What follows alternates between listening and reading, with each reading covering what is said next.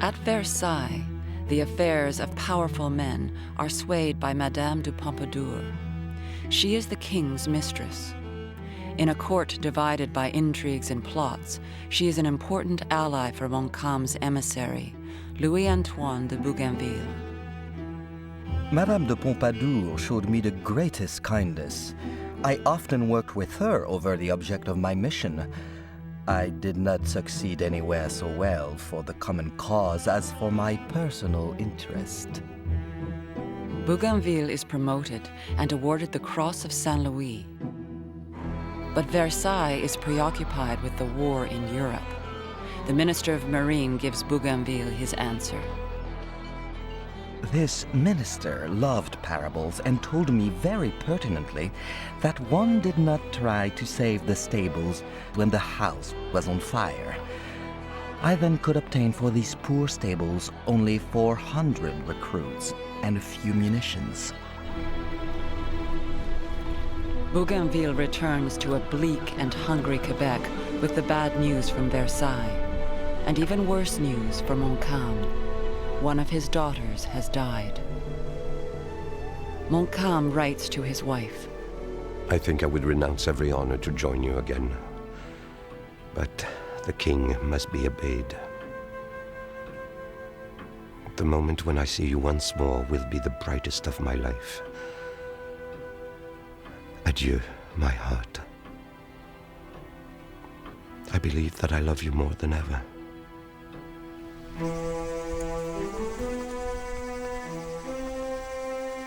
The time for private thoughts is over. Everyone knows that this year the British will come to Quebec.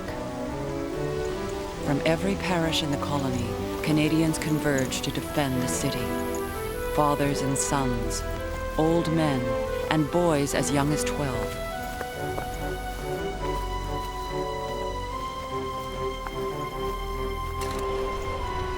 "106 extra cannon reinforce the walls.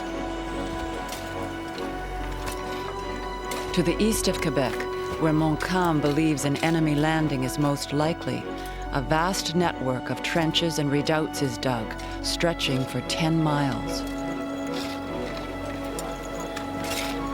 15,000 men are now encamped and waiting, but no one can conceive the immensity of what is heading toward them.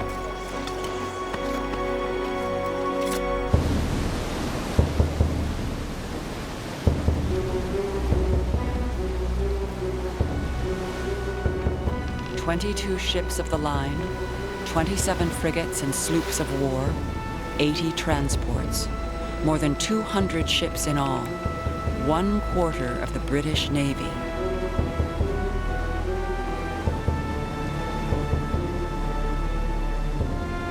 This fleet stretches 100 miles along the St. Lawrence River.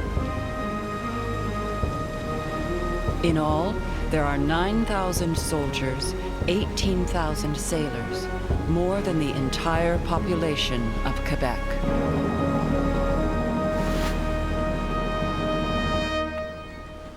But the commander of this invasion force has more the air of an invalid than a warrior.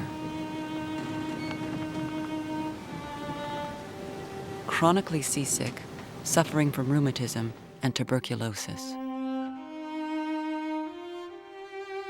James Wolfe, now General James Wolfe, is a dying man.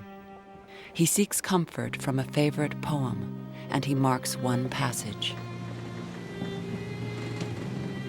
The boast of heraldry, the pomp of power, and all that beauty, all that wealth e'er gave, awaits alike the inevitable hour. The paths of glory lead but to the grave.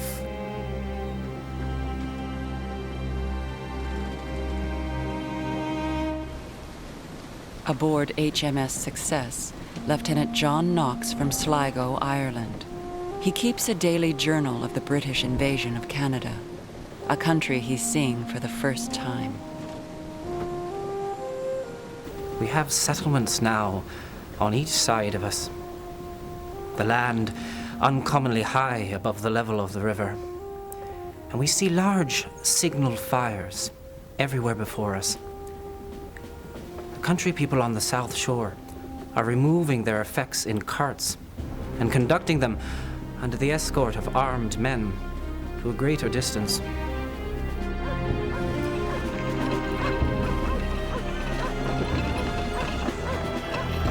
As the British fleet approaches Quebec, residents begin fleeing the city.